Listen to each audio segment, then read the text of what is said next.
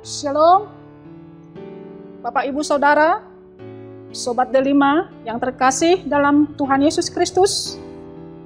Mari kita memulai hari-hari kita dengan menghidupi firman Tuhan pada hari ini, Selasa 12 April 2022, tertulis dalam 1 Petrus pasal 4 ayat 13, demikian firman Tuhan.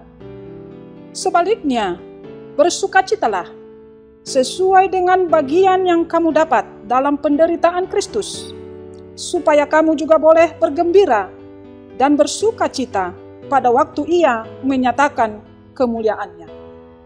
Sobat Delima yang terkasih dalam Tuhan Yesus Kristus, apakah ada orang yang bersukacita dalam penderitaan?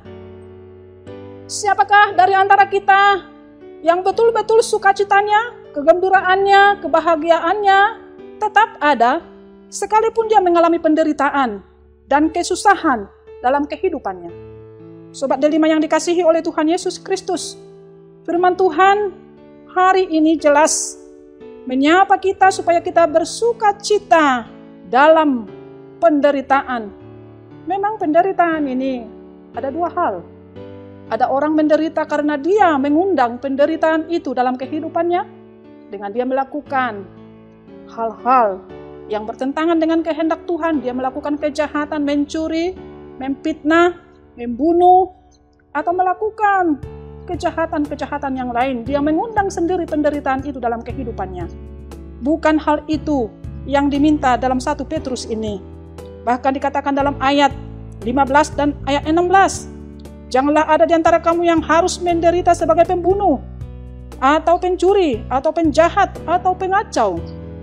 Tetapi jika ia menderita sebagai orang Kristen, maka janganlah ia malu, melainkan hendaklah ia memuliakan Allah dalam nama Kristus itu. Jelas firman Tuhan hari ini memanggil kita kalau kita menderita dalam Kristus, dalam iman kepada Tuhan Yesus Kristus, selayaknya kita bersukacita. Bersukacita, berbahagia, bergembira adalah dambaan setiap orang. Berbagai usaha dan kemampuan dilakukan oleh setiap orang supaya dia bersukacita, berbahagia, dan bergembira. Saudara-saudara, Sobat Delima yang dikasihi Tuhan Yesus Kristus, kalau dilakukan segala usaha dan kemampuannya dengan melakukan pekerjaan-pekerjaan baik untuk meraih sukacita, kegembiraan, dan kebahagiaan, itu baik.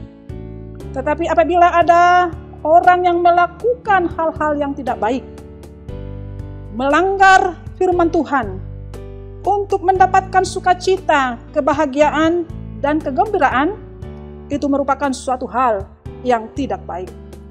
Saudara-saudara, Sobat Delima yang dikasihi oleh Tuhan Yesus Kristus, apakah kita mendapat bahagian dalam penderitaan Kristus, saudara-saudara? Kita memperoleh kebahagiaan dalam penderitaan Kristus, karena dalam penderitaan Kristus itulah kita memperoleh keselamatan dan keampunan dosa. Bahkan selanjutnya dikatakan, saudara-saudara, kalau kita bersukacita dalam penderitaan Kristus, maka kita juga boleh bergembira dan bersukacita pada waktu Ia menyatakan kemuliaannya. Jadi jelas firman Tuhan memanggil kita semuanya supaya kita bersukacita dalam penderitaan iman yang teguh kepada Tuhan kita Yesus Kristus.